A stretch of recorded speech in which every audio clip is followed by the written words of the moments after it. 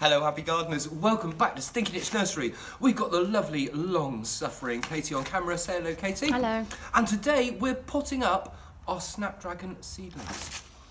We're into April in the UK, so we're in the Northern Hemisphere, so it's springtime, everything's starting to grow, it's lovely. We're getting some stuff ready for some hanging baskets that we can put out in the summer.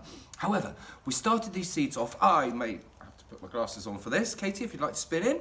We started these seeds off at the end of January. We are now sort of in April, and as you can see, they've turned into the most beautiful little seedlings. Look at them, aren't they absolutely gorgeous? I love growing snapdragons, grow them every year. They sometimes survive the winter if we have a mild winter.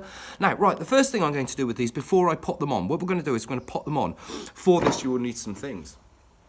A pair of glasses if you can't see very well. Some compost. I'm going to use some multi-purpose compost, get a peat-free one, and just use some multi-purpose compost, or refer to some of my other videos if you want to be a bit more special about it.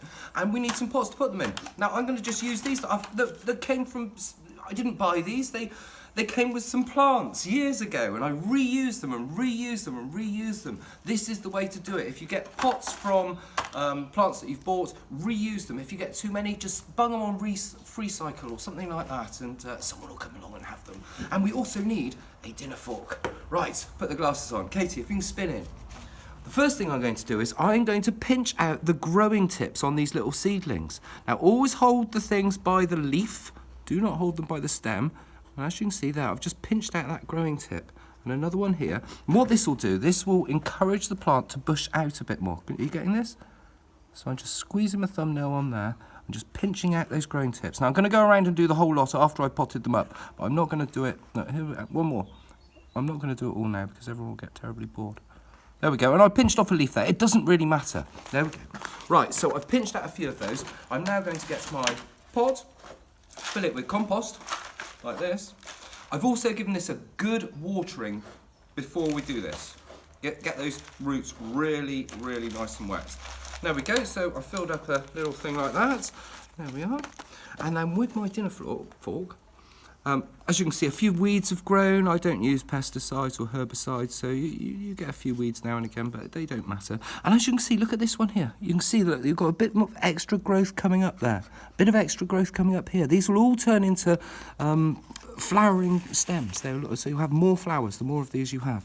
I'm going to ease that out like that. All these roots are a little bit tangled up underneath. You just have to be very gentle with it and ease out a nice big clump like this. And then don't try and pick off an individual plant.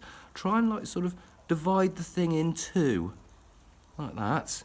And then, and as you can see, I'm really trying not to touch the plants themselves too much. I'm just easing them apart. And then when you do want to handle it, use the fork like this. And if you are going to hold the plant, hold it by its leaf, not the stem. If you damage the stem, it's a goner, you know. If you damage a leaf, it'll probably be all right.